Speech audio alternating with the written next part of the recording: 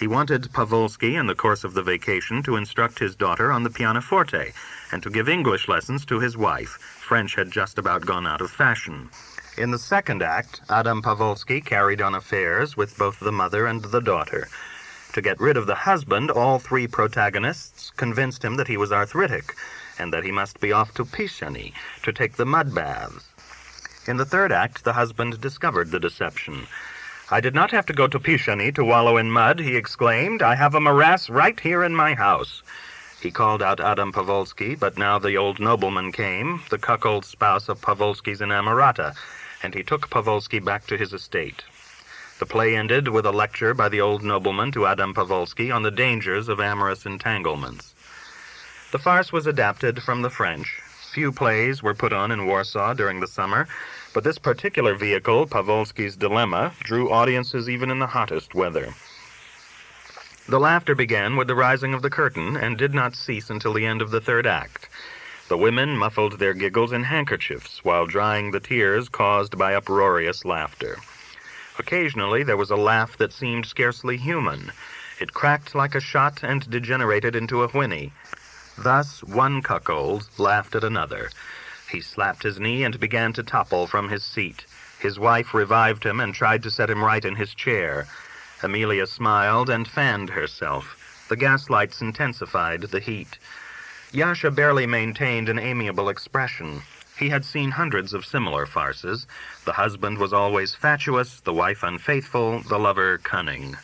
The moment Yasha stopped smiling, his eyebrows tensed. Who mocked whom here?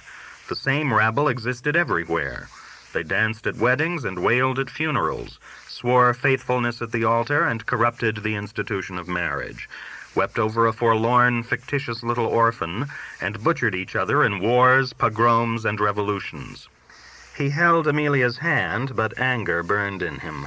He could neither desert Esther, convert, nor suddenly turn thief on account of Amelia. He glanced sideways at her.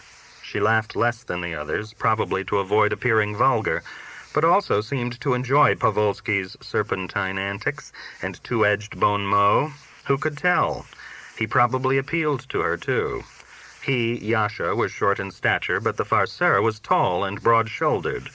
In Italy, Yasha would be vocally inept for years to come, while Amelia would communicate in French and quickly learn Italian. While he was roaming about, doing performances, risking his neck daily, she would hold a salon, invite guests, seek a match for Halina, perhaps find for herself an Italian Pawlowski. They're all the same, each of them a spider. "No, no," he cried within himself. "I won't let myself be trapped. Tomorrow I'll run away. I'll leave everything behind. Amelia, Volsky, the Alhambra, the magic, Magda. I've been a magician long enough. I've walked the tightrope too often." He suddenly reminded himself of the new stunt he was scheduled to introduce, the somersault on the tightrope. They would recline on soft cushions, while he, pushing 40 as he was, would turn somersaults on the wire. And what if he fell and smashed his body? They would put him out on the threshold to beg, and not one of his admirers would stoop to fling a groschen into his hat. He took his hand away from Amelia's. She sought it again, but he turned from her in the darkness, surprised at his own rebelliousness. These thoughts were not new to him. He had wrestled with these problems even before he had met Amelia. He lusted after women, yet hated them as a drunkard hates alcohol. And as he planned new stunts, he was plagued by the fear that the old ones were beyond his powers and would cause him an untimely death. He had burdened himself with too heavy a yoke even before Amelia. He supported Magda, Elżbieta, and Boljak. He paid rent for the Warsaw apartment. He roamed for months on end through the provinces, stopping at mean hotels, playing in ice-cold firehouses, traveling dangerous roads. And what did he gain from all this? The humblest farmhand enjoyed more peace of mind and less worry. Esther grumbled frequently that he worked only for the devil. In some odd way, the farce assisted his ruminations. How much longer would he drift along like this? How many more burdens would he assume? With how many more perils and disasters would he load himself? He was revolted by the actors, the audience, by Amelia, by himself. These important ladies and gentlemen had never acknowledged him, Yasha, nor had he acknowledged them. Artfully, they had fused religion with materialism, connubiality with adultery, Christian love with worldly hate. But he, Yasha, remained a bedeviled spirit. His passions flayed him like whips. Never had he ceased to suffer regret, shame, and the fear of death. He spent agonized nights reckoning his years. How much longer would he remain young? Catastrophically, old age hovered about him. What could be more useless than an elderly magician? Sometimes in bed, unable to close his eyes, long-forgotten passages of the Scriptures would leap to his mind. Prayers, his grandmother's wise proverbs, his father's stern moralization. A Yom Kippur tune would start within him. To what can man aspire when death will quench his fire? Thoughts of repentance enveloped him. Perhaps there was a God after all. Perhaps all the holy sayings were true. It just didn't seem credible that the world had created itself or simply evolved out of a fog. Perhaps a day of reckoning really waited, and a scale where good deeds were weighed against the evil. If it were so, then every minute was precious. If it were so, then he had arranged not one but two hells for himself, one in this world, a second in the other. But what concrete solution could he now adopt? Grow a beard and side locks? Don a prayer shawl and phylacteries, and pray thrice daily? Where did it follow that the entire truth was to be found in the Jewish Codex? Maybe the answers lay with the Christians, the Mohammedans, or still some other sect. They also had their sacred books, their prophets, all sorts of legends of miracles and revelations. He felt the wrangling of the forces within him, the good and the evil. After a while, he began to daydream of flying apparatuses, of new loves, new adventures, journeys, treasures, discoveries, harems. The curtain came down at the end of the third act. The applause was deafening. Men began to shout, "Bravo! Bravo!" Someone brought 2 bouquets of flowers to the stage. The cast clasped hands, took bows, smiled, peered into the box seats occupied by the wealthy.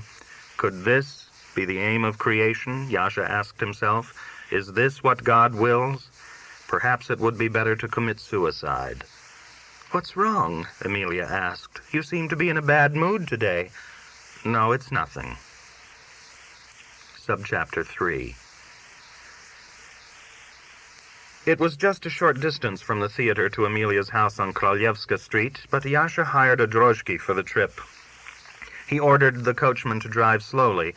It had been hot in the theater, but outside, cool breezes blew in from the Vistula and the Praga forests.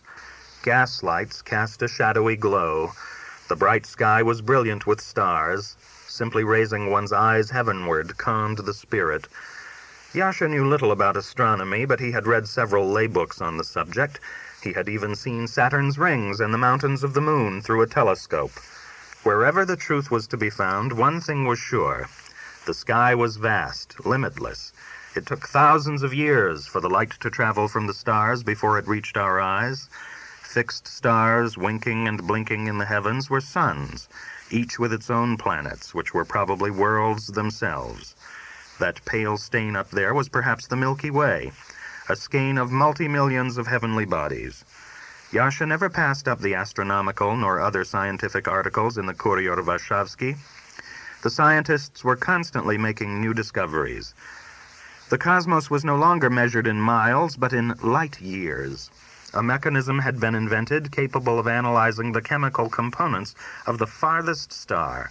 Bigger and bigger telescopes were constantly being constructed, which revealed the secrets of space. They predicted accurately every eclipse of the moon and sun, the return of every comet. If only I'd applied myself to my education instead of my magic, Yasha mused. But now it's already too late. The drozhki drove down the Alexander Place parallel to the Saxony Gardens. Yasha breathed deeply. In the darkness, the park seemed full of mystery. Tiny flames flared within the depths, scents waft from the greenery. Yasha lifted Amelia's gloved hand and kissed her wrist. He felt love for her once again. He lusted for her body. Her face was shrouded in shadows. Her eyes gleamed like twin jewels, sparkled with gold, with fire, with nocturnal promise. He had bought her a rose on the way to the theater, and it now exuded an intoxicating aroma. He lowered his nostrils to the rose, and it was as if he breathed in the odor of the universe. If a bit of earth and water can create an aroma like this, creation cannot be bad, he decided. I must stop brooding about such foolishness. What did you say, dear? I said that I love you, and that I can't wait until you are mine. She waited a moment. Her knee touched his through the gown. Something like electricity coursed into him through the silk. He was overcome with desire. A tingle streaked down his spine. It's even more difficult for me than for you, she said thou to him for the first time in their relationship. She barely managed to breathe the word. He heard it more in his mind than in his ears. They sat there quietly, and the horse walked step by step. The coachman's shoulders drooped as if he were dozing. They both seemed to listen to the lust which moved from her knee to his and back again. Their bodies conversed in a wordless language of their own. I must have you, one knee said to the other. He was consumed with an ominous silence as when he walked the tightrope. Suddenly she bent her head to his. The brim of her straw hat made a roof over his head. Her lips touched his ear. I want to bear your child, she whispered. He embraced her, bit into her lips. His mouth drank. He felt as if he had stopped breathing. Esther had spoken about a child repeatedly, but years had passed since she had last brought up the subject. Magda had also requested a child several times, but he had not taken her seriously. He seemed to have forgotten that element of life, but Amelia had not forgotten. She was still young enough to conceive and carry. Perhaps this is the very cause of my torment, he pondered. I am without an heir. Yes, a son, he said. When? And their mouths fused again. They consumed each other in a silent, bestial way. The horse stopped suddenly. The coachman seemed to come awake. Gee, up! They pulled up before Amelia's house, and Yasha helped her alight. She did not immediately ring the bell, but stood there with him on the sidewalk before the gate. They did not speak. Well, it's late, and she pulled the bell cord. Yasha could determine by the footsteps that it was the janitor's wife, not the janitor, who came to open the gate. The courtyard was dark. Amelia went in, and Yasha sidled in behind her. He did it with deftness and spontaneity. Even Amelia was not aware of what had happened. The janitress padded back to her cubicle. He took Amelia's arm in the darkness. She started. Who is it? It is I. God in heaven, what did you do? And she giggled in the darkness at his fantastic skill and daring. They stood there as if silently deliberating. No, that is not the way, she whispered. I only want to kiss you. How will you get into the house? Jadwiga will open the door. I'll open it, he said. He mounted the stairs with her. Several times they stopped to kiss. He made a pass at the door, and it swung open. The corridor was dark. A middle-of-the-night stillness emanated from the rooms. He walked into the drawing-room, pulling Amelia along with him. She seemed to be holding back. They wrangled silently. He steered her to the divan, and she followed like one who was no longer mistress of herself. I don't want to begin our life together in sin, she whispered. No. He wanted to undress her, and the silken gown began to snap and shoot off sparks. The fire, which he knew to be static electricity, startled him. She was astonished herself. She clasped him by both his wrists, squeezed with such force that it hurt. How will you leave? Through the window. Halina may waken. Suddenly she pulled back and said, No, you must go. Chapter 6. The following day, Yasha slept late. He dozed until 1 in the afternoon. Magda's country habits still remained with her. She could not understand how one could stay in bed until midday, but she had long accustomed herself to the fact that Yasha was not like other people. He could eat more and fast longer. He could stay up nights and sleep the whole day through. Waking from profound slumber, he could speak to her as if he had been dissembling.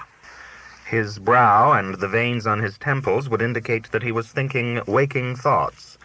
Who could tell? Perhaps that was how he conceived new stunts. Magda walked about on tiptoe. She served him oat grits with potatoes and mushrooms. He ate and afterwards fell asleep again. Magda began to mutter to herself in a peasant jargon, "Snore away your sins, you swine, you cur," drained himself dry with that scabby duchess. Magda had one remedy for all sorrows: work. Yasha was hard on his clothes, and everything needed mending. He lost his buttons, his seams sprang apart. He wore a shirt one day, then cast it aside as if it were lousy. It was always necessary to pick up after him, to wash, polish, sew. His animals also required care. The horses in the stable, the monkey, the parrot, the crow. She was everything to him, a wife, a servant, a stage assistant, and what did she get? Nothing. A crust of bread. Actually, he had nothing himself. Everyone robbed him, swindled him, deceived him. Clever as he was in the theater, hypnotizing and reading minds, or when reading his books or papers, he was stupid when it came to practical matters. Also, he was ruining his health. He should not go roaming about night after night. Even though he was healthy, he sometimes grew weak as a fly, fell in a faint, and lay as if in a seizure. Magda washed, scrubbed, scoured, dusted. Neighbors dropped in to borrow an onion, a clove of garlic, a drop of milk, a bit of lard with which to brown onions. Magda turned no one away. Compared to these paupers, she was affluent. Besides, she had an unsavory reputation, and she was forced to curry favor with her neighbors. She was officially registered with the municipal authorities as a house servant. When the neighbors were at odds with her, they called her strumpet and carrion, and suggested she file for the yellow card of a prostitute. Men who were drunk tormented her when she went down to the store or the pump. Youths shouted after her, "Whore for the Jews!" The belfry bell of the Church of the Holy John rang 2 o'clock. Magda went to Yasha in the alcove. He was no longer asleep, but sitting up in bed and staring. "Have a nice nap?" she asked. "Yes, I was tired." "When do we begin to rehearse? The opening is a week away." "Yes, I know. The posters are everywhere. Your name is in gigantic letters." "They can all go to hell." Yasha wanted a bath, and Magda promptly began to heat kettles of water for him. She soaped him down in the wooden tub, rinsed him off, massaged him. Magda, like any other woman, longed for a child. She was prepared to bear Yasha an illegitimate one, but he robbed her even of that. He himself wanted to be the child. Magda bathed him, petted him, caressed him. He wronged her more than her worst enemy, but when he spent a few hours with her and showed that he needed her, her love for him became more ardent than before. He asked abruptly, "Do you have any sort of a dress for the summer?" Instantly her tears began to flow. "Now you remind yourself? Why didn't you keep after me? You know I'm forgetful. I don't badger. I'll leave that to your new lady. I'm going to buy you a wardrobe soon. I've told you that you're locked in my heart. Whatever happens, wait for me." "Yes, I'll wait. Take off your clothes. Let's bathe together." Magda acted shocked at such a suggestion, but he held and stripped her. She was not so much ashamed of her nudity as her gaunt body. Her ribs jutted out, her breastbone was flat, almost without breasts. Her knees were angular, her arms lean as sticks. The rash had spread from her face to her back.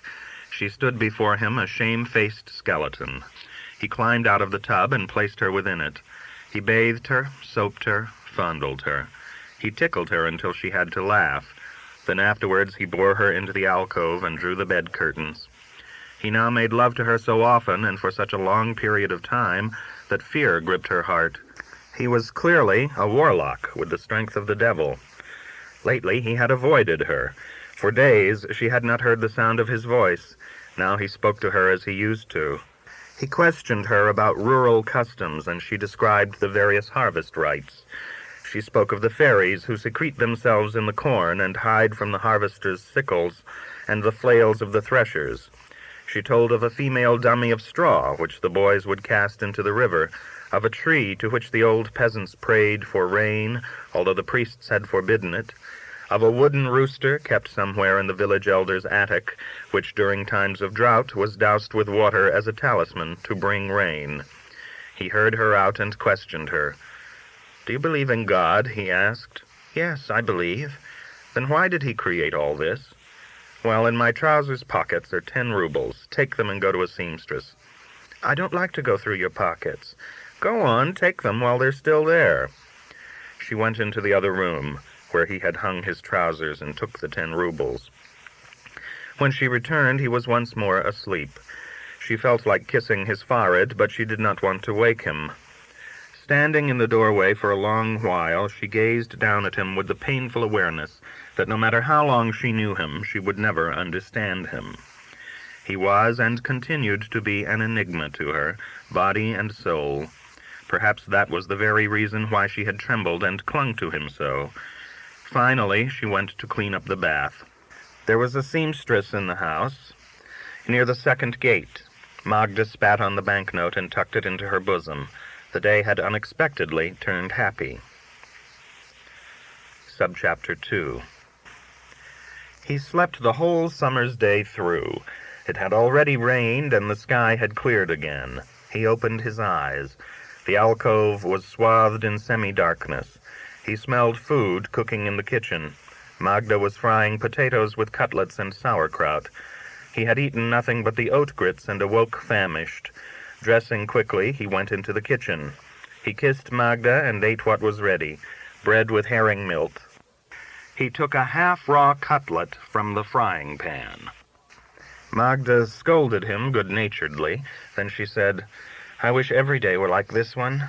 And as she spoke, a scratching was heard at the front door. The knob rattled. Yasha opened the door. An urchin girl stood there wrapped in a huge shawl. She apparently knew him, for she said, "Pani Yasha, a lady is waiting for you downstairs by the gate." "What lady?" "Her name is Yentl." "Thank you. Tell her I'll be right down." And he gave the child 2 groschen. No sooner did he close the door than Magda clasped both his hands. "No, you shan't go. Your supper's growing cold." "I can't let her wait there. I know who it is. It's that tart from Piask."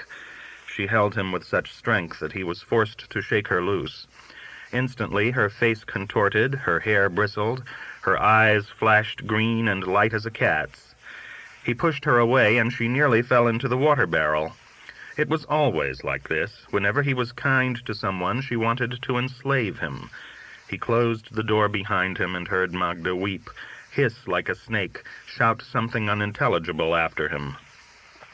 He sympathized with her, but he couldn't let Yentl stand out there in the street waiting. He walked down the stairs, breathing the odors of the flats. Children wailed, the sick uttered sighs, girls sang of love. Somewhere up on the roof, cats caterwauled. He stopped for a moment in the dusk and planned a course of action. "I'll give her something and send her away," he decided. "My life's complicated enough without her." Just at that second, Yasha reminded himself of an appointment that he had with Amelia. He was supposed to eat dinner at her house that very evening. Those had been his parting words just before he had climbed out of her window the night before. How could I have forgotten, he wondered. Lord, I forget everything. I promised to write Esther the minute I reached Warsaw. She's probably half out of her mind with worry. What's wrong with me? Am I sick or what? He leaned against the banister, as if then and there to take stock of his life. He'd frittered away a day just dozing and dreaming. It was as if he had simply skipped over an entire period of time. There was so much for him to do and think about that he could not allow his thoughts to linger on anything. He should have been planning his opening, yet he had not even rehearsed. He never stopped thinking about Amelia, but he had not really arrived at any definite decision concerning her. I can't make my mind up about anything, he said to himself. That is what's wrong. What had occurred the day before, Amelia's change of mind at the last moment, had been a blow to him. She had resisted his hypnotic powers. Before he had gone, she had kissed him and again avowed her great love, but her voice had been tinged with a tone of triumph. Maybe it's all for the best that I've forgotten the dinner engagement, he said to himself. Why let her think I'm chasing her? Suddenly he thought, but what if this is the end? Perhaps at this very moment she had stopped loving him or become his enemy. Absurd thoughts attacked him. He played an inner game of maybes and perhapses, just as he had when he had been a schoolboy and had speculated whether his father was the devil, his teacher a demon, the tutor a werewolf, and everything else merely illusion. The propensities and idiosyncrasies of those years remained within him. If no one was about, he would not walk, but would hop down the stairs like a bird, and run the nail of his forefinger along the plaster wall. He was likewise afraid of the dark, he who, on a dare, had spent a night in the cemetery. Shapes still evolved from the shadows, terrifying faces with bridling manes, pointed beaks, holes instead of eyes. He constantly felt that only the thinnest of barriers separated him from those dark ones who swarmed around him, aiding him and thwarting him, playing all sorts of tricks on him. He, Yasha, had to fight them constantly, or else fall from the tightrope, lose the power of speech, grow infirm and impotent. He went down and saw Yentl. She was standing before the gate beneath a lamp-post, a shawl draped across her shoulders. The street lamp cast a radiant yellow across her face. She seemed exactly what she was, a provincial woman freshly arrived in Warsaw. She had arranged her hair in 2 buns, one on each side, an obvious attempt to appear younger. There hovered about her the transitory air of those who, having torn up their roots, feel alien even to themselves. "So you're here," Yasha said. Yentl started. "I began to think you weren't coming down." She made a move as if to kiss him, but somehow nothing came of it. A housewife walked by, carrying a pail of water from the pump, sighing and mumbling to herself. She jostled against Yentl, spilling water over her button-top shoes. "Oh, the devil with her." Yentl lifted each foot in turn and wiped it dry with the edge of her shawl. "When did you arrive?" She thought the question over as if she had not understood it. The long trip seemed to have confused her. "I set off and I'm here. What do you think, I took the fare from you for nothing?" It was a possibility. "Piask isn't a town. It's a graveyard. I sold all my stuff. I was cheated. What can you expect of thieves? I was lucky to get out of there alive." "Where are you staying?" "I'm with a woman who finds servants work. She promised me a job, but so far there's been nothing. The way things are, there are more servants than mistresses. I've got to talk something over with you." "My supper is waiting." "Yashula, it was just hell trying to find you. No one knew the street nor the house number. How can one see the number when it's dark? Until I got that girl to call you, I nearly died. I didn't want to go up to your house. I knew the other one was up there. 2 cats and 1 sack." She had just finished cooking. "How about waiting another half hour?" "Come with me now, Yashula. Where can I wait? Every minute there's another drunk. They think every girl is one of those. We'll buy something to eat." "All right, you're a big-shot Warsaw magician, and I'm only a girl from the country, but as the saying goes, we are not exactly strangers. Everyone sends his regards. Blind Mechel, Bierishviskover, Chaim Leib." "Thanks a lot." "Thanks for nothing. What do I need with your thanks? I talk to you and you're not even here. Have you forgotten already, or what? Yashula, it's like this." She changed her tone. "I go to this woman agent, and she says, 'You came at the wrong time. Everybody is looking for domestic work, and all the ladies are away in the country.' I pick up my basket and start to go out when she calls me back. 'Where are you running? Where?' It seems she lends money to the girls at interest. Anyway, she makes a bed for me on the floor, and I lie down. 3 cooks are lying next to me, snoring. One makes so much noise I don't close my eyes all night. Just lie there and cry. With Leibush, after all, I was my own boss. In the morning I was just going out when a man walks in, a dude with a watch on a chain and cuffs with cufflinks. 'Who are you?' he asks. So I tell him everything. 'It's like this, my husband deserted me. I don't know where he's gone.' So he keeps asking questions and says, 'I know where your husband is.' 'Where is he?' I shout. Well, to make a long story short, this fellow comes from America, but it seems it's another America. Anyway, Leibush is there. When I hear that, I begin to cry like it was Yom Kippur. 'What are you carrying on for?' he asks. 'It's a pity, your pretty eyes.' He talks so fancy you almost bust, and he throws his money around and treats everybody to chocolate bars and halva. 'Come with me,' he says to me, 'and I'll take you to your husband. He'll either take you back or divorce you. He's going back in a couple of weeks, and he's willing to lend me the ship's fare. But somehow I'm afraid.' And Yentl suddenly stopped talking. Yasha whistled. 'That bird, eh? You know him? I don't have to know him. You know what a pimp is, don't you? He'll drag you off to God knows where and stick you in a brothel. But he speaks so nicely. He knows your husband like I know your great-grandmother. They strolled towards Dluga Avenue. Yentl grasped the edge of her shawl. What can I do? I've got to find the job. He put me up at his sister's. I spent last night there. His sister's, eh? She's his sister, like I'm your great-uncle.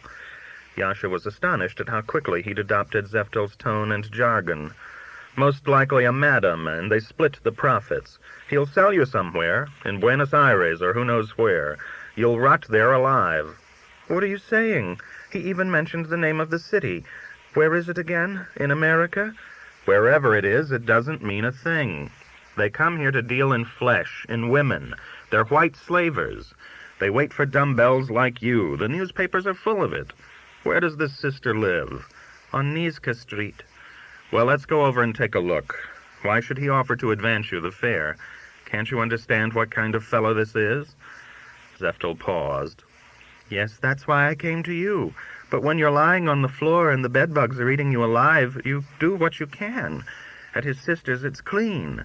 I have a bed to sleep in and linen. She feeds me, too. I offered to pay her, but she said, don't worry about it. We'll settle up later. It's enough. Get out of there unless you want to end up a whore in Buenos Aires. What are you talking about? I was a respectable girl. If only Leibush had appreciated me, I'd have made him a good wife. But he spent more time locked up than at home. 3 weeks after the wedding, he was already in jail. Later, he ran away altogether. What could I do? I'm only flesh and blood, after all. All Piask ran after me, his best friends. But I didn't want to waste myself on them. I longed for you. Yashla, I don't want to force myself on you. I have my pride, as the saying goes, but you're here in my heart.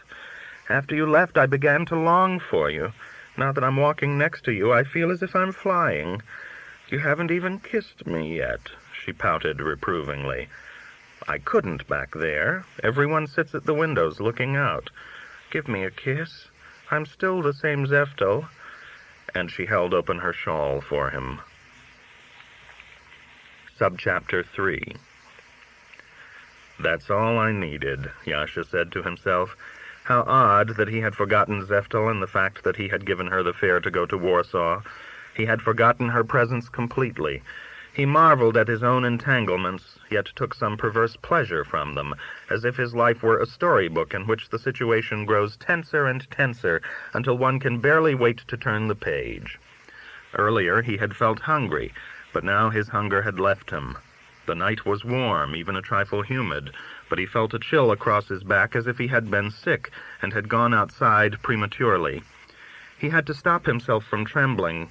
He looked for a drozhki, but no drozhkis came to Freta Street, and so he steered Yentl in the direction of Franziskaner Street. I'll get rid of her and go on to Amelia's, he decided. Amelia won't know what to think. It was the first time he had broken a promise to her. He was apprehensive, lest she become really insulted. Everything was balanced on a hair as it was. He also regretted having run out on Magda and realized suddenly that a change had come over him. There had been times when he had carried on a half-dozen affairs simultaneously without the slightest hitch. He had deceived everyone without a second thought, and had struck out freely when necessary without feeling any qualms of conscience. Now he brooded over the most insignificant trifles, was always seeking to do the right thing. Am I becoming a saint or what? He asked himself. It was hardly worthwhile arguing with Amelia over Yentl and Magda, and yet that pinpoint in his brain that had the last word ordered him to stay with Yentl. For some reason he wanted to take care of this pimp and his alleged sister. Freta Street was dark and narrow, but Franziskaner Street was illuminated by gas lamps and the lights from stores which remained open despite the law. Here merchants dealt in leather and dry goods, in prayer books and feathers.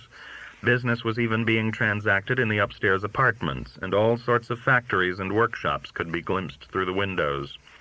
Thread was being wound, paper bags glued, linen and parasols sewn, underwear knitted. From the courtyards came the sound of sawing and hammering, and there was a hum of machinery as at the height of the working day. Bakeries were going full blast, and the chimneys spewed out smoke and cinders. From the broad, slop-drenched gutters rose a familiar stench which was reminiscent of Piask or Lublin. Young men in long gabardines and wearing tousled sidelocks walked with Talmudic books under their arms. There was a yeshiva located here, as well as Hasidic study houses. The few passing drozhkis were loaded to capacity with packages, the passengers completely hidden. Only at the corner of Nalyevki Street was Yasha able to find an empty drozhki. Zeftel reeled as if she were intoxicated, overwhelmed by the clamor and congestion. She climbed into the carriage, catching the fringes of her shawl on something. Once seated, she clutched Yasha's sleeve. As the drozhki turned the corner, Zeftel seemed to turn with it. "If someone had told me today I'd be riding in a drozhki with you, I would have thought it was a joke." "I didn't expect it either." "It's as light as day here, light enough to shell peas." And she squeezed Yasha's arm and drew him to her as if the brightly illuminated thoroughfare had reawakened the love within her. On Gensha Street, night began to close in again. A hearse rolled by, the corpse unaccompanied by a single mourner, destined to enter the grave in darkness. Perhaps someone just like myself, Yasha thought. Up near Dzika Avenue, streetwalkers called out to the passers-by. Yasha pointed, "That's what he wants to make of you." On Nizka Street it was almost completely dark. The globes of the infrequent lamp-posts were smoke-stained and murky. The gutters were filled with mud, as if it were not summer but just after the Feast of Tabernacles, during the fall rains. Here there were several lumber yards and a few establishments maintained by tombstone carvers. The house where Zeftel was staying was not far from Smotcha Street and the Jewish cemetery. They entered through a door set in a wooden fence. The stairs of the house were on the outside. Yasha and Zeftel entered a pink kitchen, which was illuminated by a naphtha lamp covered with a fringed paper shade. Everything was fringed with paper: the stove, the cupboard, the shelves of dishes. In a chair sat a woman. She had a great sweep of yellow hair, yellow eyes, a beaked nose, a sharp chin. Her feet in red house slippers rested on a footstool. A cat dozed nearby. In her hand, the woman held a man's sock stretched over a glass as she darned. She raised her eyes in half surprise. "Mrs. Miltz, this is the man from Lublin I told you about, the magician." Mrs. Miltz stuck the needle into the sock. "She talks about you all the time.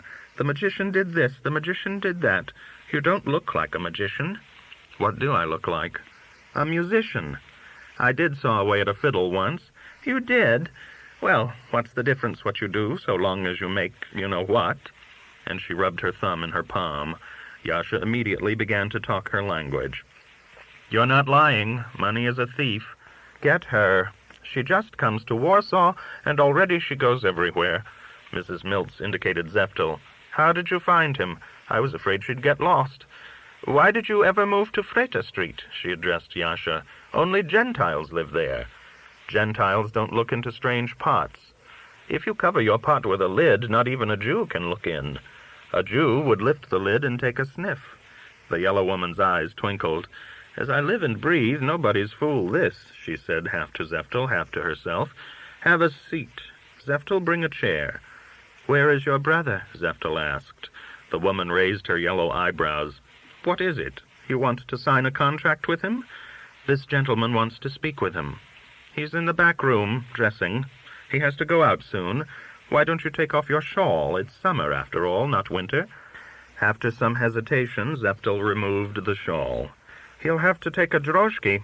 Some merchants are waiting for him," Mrs. Miltz remarked, as if to herself.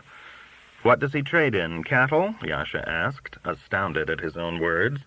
"Why cattle, of all things? Where he comes from, there is no end of cattle." "He deals in diamonds," Zeftel interjected. "I'm an expert with diamonds, too," Yasha boasted. "Take a look at this."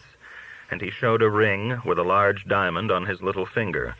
The woman looked at it with amazement, and then her expression turned to one of reproof. A bitter smile played about her mouth. "My brother is a busy man. He has no time for idle talk. I want to get down to facts. Yasha said, surprised at his own brazenness. The door opened and a man entered. He was tall, thick-set, and had yellow hair, which was the same shade as the woman's. His nose was wide, his lips thick, and his round jaw was halved by a cleft. His eyes were bulging and yellow. A sickle-shaped scar disfigured his forehead. He wore no jacket, only trousers and a stiff collarless shirt. On his feet were unbuttoned patent leather shoes. A broad chest, profusely overgrown with yellow hair, showed through the gaping shirt front. Yasha saw immediately what kind of a thug this was. There was a smile on the man's face, the smile of the eavesdropper who has kept himself apprised of the conversation. He was all good nature, cunning, confident, a giant who knows himself invincible.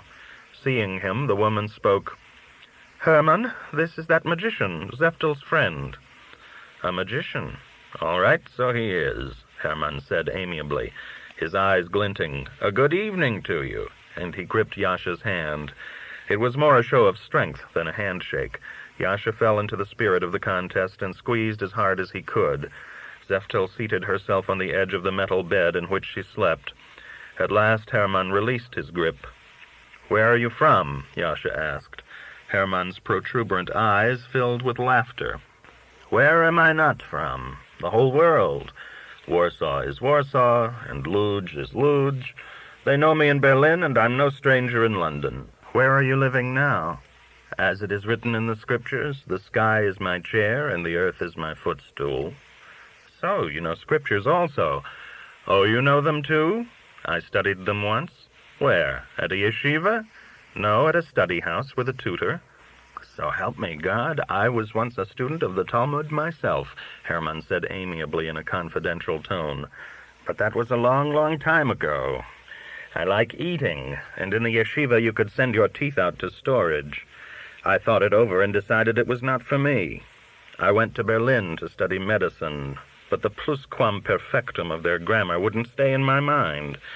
The German girls appealed to me more. So I continued on to Antwerp and became a diamond polisher. But I saw that the cash was not in polishing, but in selling. I like the dice, and I believe in the old saying, no wrinkles in the belly. One way or another, I got to Argentina. Lately there have been a lot of Jews going there. They carry a pack on their shoulders, and suddenly they're businessmen. We call them Quentiniks. In German, they're Hausierer. In New York, peddler. But what the hell's the difference? That agent woman, what's her name again, has a son in Buenos Aires, and he sent his regards to his mother. I met Yentl at the agency. What is she to you, a sister? No, not a sister. For all I care, she can be your aunt. Subchapter 4. Hermann, you've got to go, the yellowish woman interrupted. There are businessmen waiting for you. Let them wait. I waited plenty for them. Where I come from, no one is in a hurry. The Spaniard says to everything, mañana, tomorrow. He is lazy and wants everything brought to him at home. There are the steppes, they call them pampas, where the cattle graze. When the gaucho, as they say, gets hungry, he's too lazy to kill a steer. He picks up a hatchet and carves himself a beefsteak from the live animal. He roasts it, hide and all, because he's too lazy even to skin it. He claims it tastes better that way. The Jews out there aren't lazy, and that's how they make the peso. That's what they call the money. Everything would be fine, except that too many men have come, and there are too few of Eve's daughters. But without a woman, a man is only half a body, as the Talmud says. A girl there is worth her weight in gold. I don't mean that in the bad sense.